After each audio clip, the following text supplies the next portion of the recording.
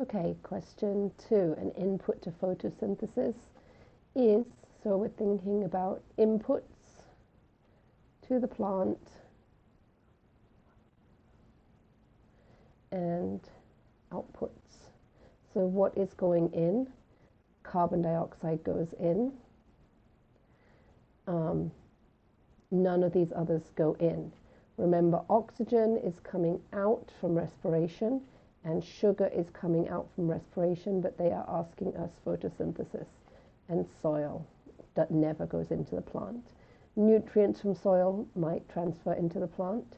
Nutrients from the plant could be outputs as well, but we are only talking about photosynthesis here. Okay, so next question. 3. What information would you need to estimate the gross productivity of a population of consumers over a period of time? So here, what do you need? So gross productivity. You need to know how much it grew, right? So how much it grew over time, that is net primary productivity. So how much it grew. Sorry, we're talking about consumers, so this becomes net secondary productivity. So this is how much it grew. Equals how much it grows. So my gross productivity is how much it grows plus how much it respires, which is actually the amount of food that it ingests. So the actual amount of food going in minus the waste of feces. Because remember, it's different with animals and plants, what's easy for us to measure and not. It's hard to measure the amount of respiration.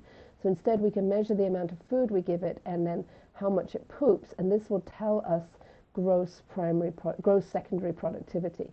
So there we've got biomass of food eaten and biomass of feces produced only.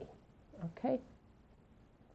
We don't need to know how much it respires because that is part of the, well, you could, if you looked at how much it grew and then how much it respired, that would tell you gross secondary productivity. But that's hard to measure, and notice in this question it also says biomass of feces, and so you wouldn't need the biomass of feces and the biomass respired. So biomass of food eaten and biomass respired. This would actually give you gross productivity of a population of consumers. This would not.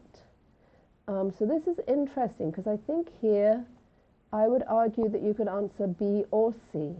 The thing is that realistically we don't do it this way because it's so hard to measure the amount of respiration. So the biomass of food eaten, no, it wouldn't be biomass of food eaten. It would be growth. So the change in mass. How much should the animal produce in that time? How much should it grow? What were its outputs? So the answer in this case is C.